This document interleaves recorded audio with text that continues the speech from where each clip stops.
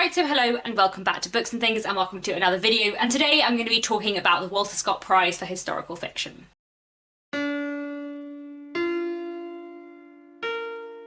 So I have made a couple of videos so far this year on the Walter Scott Prize. I've done a few reviews and sort of joint or triple reviews of some of the books on the long list, and I made a kind of video talking about my thoughts on the long list when it was first announced as well.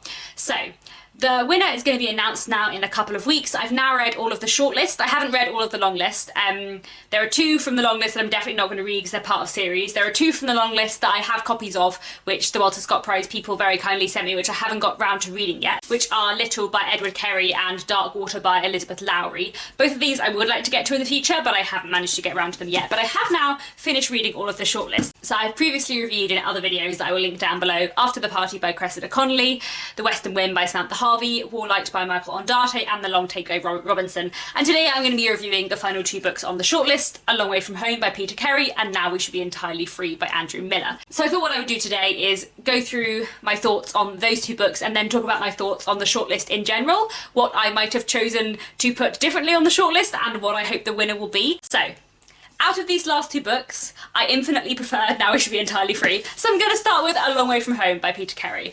This was an interesting book. It's not one of my least favourite on the shortlist, but it's definitely not one of my favourites on the shortlist. And this follows a woman called Irene Bobbs. She lives with her husband and her children in 1950s Australia. Her husband is kind of involved in car sales, and his father is really overbearing and was also involved in car sales. Near the beginning of the book, Irene and Titch, her husband, move to a new area and they meet their new neighbour, Willie, who is a little bit of an outcast in the neighbourhood. Irene and him kind of start a friendship, and then somehow through a complicated series of events, Irene and her husband and Willie get involved in a car race across Australia. So, there were some things about this book that I really liked. I enjoyed the writing quite a lot, especially in the first half, I would say, and the narrative voice is really interesting and quite different. I also thought some of the premise was really interesting. The car race was quite an interesting concept, and some of the new themes that come into play in the second half of the book were really interesting, especially to do with Aboriginal communities in Australia in the 1950s. That stuff was really interesting, except I don't think it was handled in the right way or enough.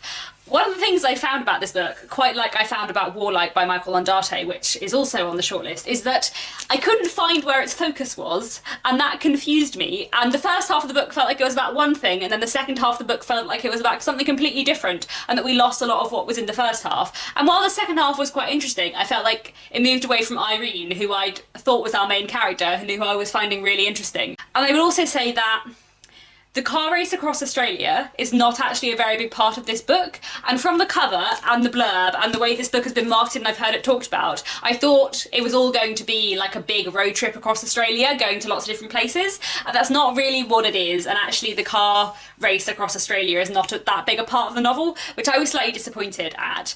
It was a weird one because I started reading it and I thought, oh, I'm going to really like this, I really like the narrative voice, and then the further I got into it, the more, one, I found certain aspects of the plot a little bit confusing, and also I just couldn't find where the focus of the book was. So there were some things that I really liked about it. Like I said, I think this is a case of it not being a bad book, but it not being one for me. And like Warlight, I think it's a case of it being a little bit too literary for me, and I like my books with more of a solid plot. So it was a really interesting read, but not one of my favourites from the shortlist. However,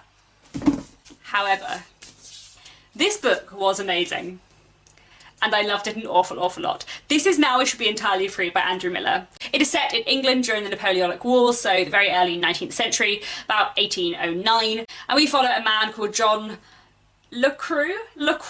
I don't actually know how to say his surname, we'll just call him John. We follow this man called John. He has come back from the Napoleonic Wars to recover for his health, and he is deeply scarred by the things that happened over there. He is very ill physically, but he's also kind of struggling mentally, and he leaves his family home and kind of travels up to Scotland because he wants to just get away from his life and kind of try to start again. And when John's in Scotland, he gets involved with like an interesting kind of sort of cult slash community that is kind of separate from 19th century British society. However, while he is exploring Scotland, little does he know that he is being followed by two people, an Englishman and a Spanish man, who are tracking him down due to some complication to do with the war. So there's a kind of chase across Britain. It's really tense, but there's also a lot of like fantastic characterization, a lot about like conflicting and complicated morality. There's a lot about the social rules of the early 19th century. There's a lot about the effect of war on people's kind of mentality and the way they think about the world. It is both like incredibly thematically deep and complicated, and also so pacey and so gripping, especially some of the end bits. It also looks quite interestingly at disability. The main character, John, is partially deaf due to injuries, and a woman he befriends later on in the book called Emily is partially sighted. And the way that's kind of explored is quite interestingly done as well, especially in the moments where they like have to rely on each other for the sense that they are missing. It's also a really moving book. It's one of those books where who you sympathise with develops quite slowly, and it takes you a little while to work out quite where your sympathies lie and quite what is going on and quite what the backstory to all of this is. It's so rich and so wonderful and so beautiful, and I loved it a lot. I will say that the ending is possibly... I would have liked a few more pages at the end of this book. I could have done with another few pages, but I think that's like a very personal preference, and I still think the ending is magnificent and beautiful, and I love this a lot. So, my thoughts on the shortlist. As I said, there are 6 books on the shortlist. I will take you through my preference from lowest to top, I suppose. So my least favourite book on the shortlist, I think, was probably After the Party by Cressida Connolly. This is set in the 1930s and 40s. I spoke about this more in my previous review of it, but basically I thought it had a lot of really interesting themes and issues, but I didn't feel they were like dealt with in the way that I would like them to have been dealt with.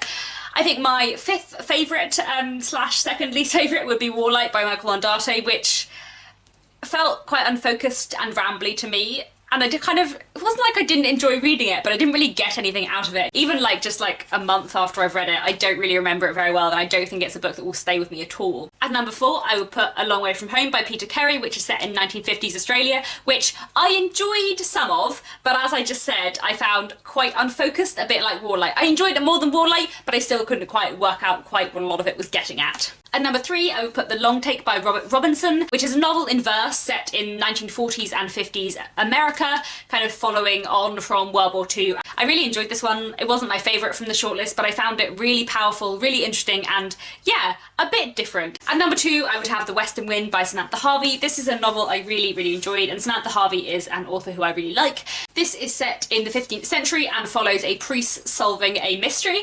I really enjoyed this. I think it's a really strong book. It also works backwards in time, which is quite fun. I found the ending not quite as strong as it could have been, but I think that's because it works backwards in time, so the ending is actually the beginning. But I did really like it. However, my favourite one on the shortlist, and definitely my favourite to win, would be Now We Should Be Entirely Free by Andrew Miller, which, as I just said, I loved a lot and I thought was fantastic, and I want this to win. This is my favourite to win, definitely. I would say that if I were to put together my own shortlist of the other ones I have read from the long list, I would bump off Warlight and After the Party and replace them with All the Lives We Never Lived by Anuradha Roy, which is set in 1930s India and was a wonderful novel that I really loved. And the other thing I would add on to the shortlist would be Washington Black by S.E. Eshagwan, which is a fantastic novel set in 19th century America and one that has really stayed with me a lot. In fact, to be honest, I would take Peter Carey's A Long Way From Home off the shortlist too, well, I'd have my own way, and I would put on I don't know what I put on there yet because I haven't read Dark Water and Little yet, but I have a feeling I will like Little especially, and also Dark Water more than A Long Way From Home. I feel like they sound more up my street, and they, especially Little, was one of the ones I was most interested in reading when the long list came out. I just haven't got quite round to reading it yet, and I did want to read all of the shortlist. I think from the long list overall, my favourite is definitely Now We Should Be Entirely Free. I think my second favourite is probably Washington Black. My third favourite is probably All the Lives We Never Lived, and then my fourth favourite is probably The Western Wind, and you kind of know the rest. Those 4, for me, are the standout 4 from the long list that I have read, though obviously 2 of them didn't make the shortlist, and that tells you quite a lot about how fiction is very subjective. And I also think my tastes are probably less literary than the Walter Scott Prize in general, which is one of the reasons why I found it really interesting to read, because in general, one of the reasons why I often think of myself as someone who loves historical fiction more than I love literary fiction is because a lot of the historical fiction I read is slightly more plot driven than the kind of contemporary literary fiction I read. And therefore in my head historical fiction as like a genre is less literary, but actually it's just that I've been reading the slightly less literary bit of historical fiction, and there are a lot of more literary historical fiction novels out there which are, especially things like Warlight and A Long Way From Home, it's just slightly less for me. They just don't have the same like plot and focus that I really want, whereas this book does. And I hope this wins. I hope it wins. I don't know if it will win. Obviously, while I did not like Warlight, Michael Ondate is a very well respected, critically acclaimed author. Not one I think I'll be reading that much more of in the future, but obviously one that a lot of people like. Like, for me, this is clearly the best book on the shortlist, but everything is very subjective. And I also love The Western Wind, and it does something really different in the way the structure works. And I also love The Long Take, and that does something very different in terms of it being a novel in verse. So yeah, we'll see what happens. We'll see who wins. I'm curious. And that, I think, is all I have to say for now. Please read We Shall Be Entirely Free, because it's fantastic. And yeah, thank you very much for watching. Please do let me know down in the comments if you have been following on with the Walter Scott Prize for Historical Fiction at all. And if you have, please let me know what your favourite from the shortlist was, and let me know if you haven't read this yet, if you are now keen to, because it is so good. And that is all. Thank you very much for watching, and I'll be back very soon with another bookish video.